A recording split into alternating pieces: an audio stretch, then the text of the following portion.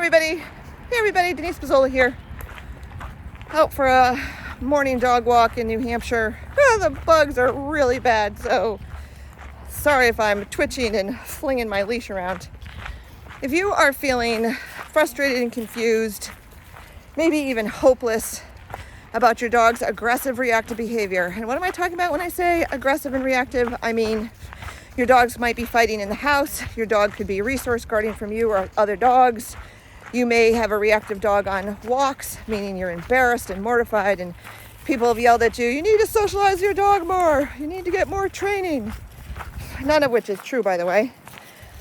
Or you're worried your dog's going to bite somebody who's coming into your house or your work or your place of establishment, wherever your dog is, and you're going to have him put down.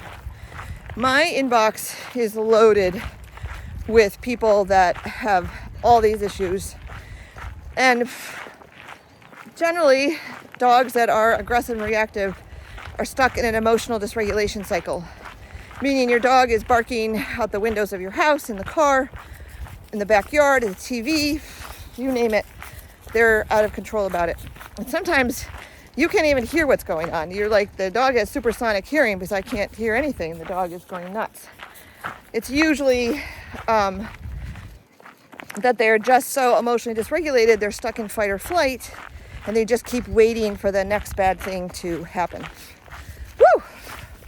Love those black flies, baby. So we're offering our free webinar at the end of this month, and it's June, if you're watching this past June, and you can get on the priority list to be first to know dates, times, and all those particulars. Just drop the word CALM in the comments and we will send you that information.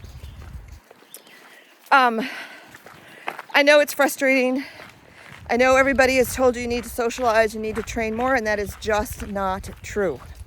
What do you need? Well, there's two things. At Everything Dog, we look at the whole dog, meaning we are looking at their past learning, not training. Yes, sometimes training, but past learning. Were they transported from the south to the north? Were they bullied in puppy class? Were they attacked recently or sometime in the past? Oh my God, I can't stop, you guys. Hurry up. You done? So that's an example of past learnings. Sometimes we can identify some past trauma that the dogs have had that is contributing to the situation that they're in now. And listen, your dog can have trauma before you even got them. You know, they could have trauma in the womb. They could be born under a porch and found when they were 6 weeks old, and food was scarce and water was scarce and safety was scarce. That affects them. That absolutely affects them. And it might not manifest until they reach social sexual maturity, which is the age 2 plus or minus, right? 2 to 3. It's generally what we say, social sexual maturity. And it doesn't have anything to do with being neutered or not. It just means they're finally an adult, and a lot of different things happen. I'm not going to get into that in this video. So, whole dog looks at the whole dog. We look at allergies, health, past learning, genetics of what they were bred to do. Oh, great, there's a deer. I can honestly say I have never seen a deer on this trail, and I'm going to barely be able to hold Minty. Oh, hold on. We're just going to stand here. Oh, and I get eaten by the bugs. The whole dog, and we're going to look at functional dog training. I'm going to wrap this up because that was a lot. Functional dog training is not about sit down, stay. It is about managing the environment in such a way that we set your dog up for success, and we set your dog up to learn how to calm themselves down. So it's not about you constantly giving your dog commands, right? We are a very command-oriented culture in terms of telling our dogs what to do, and they need to do it now, and they're defiant because they didn't do what I asked them to do. Well, if your dog is stuck in an emotional dysregulation cycle, they can't do what you're asking them to do because they're in fight or flight mode all the time. Come on, Mint.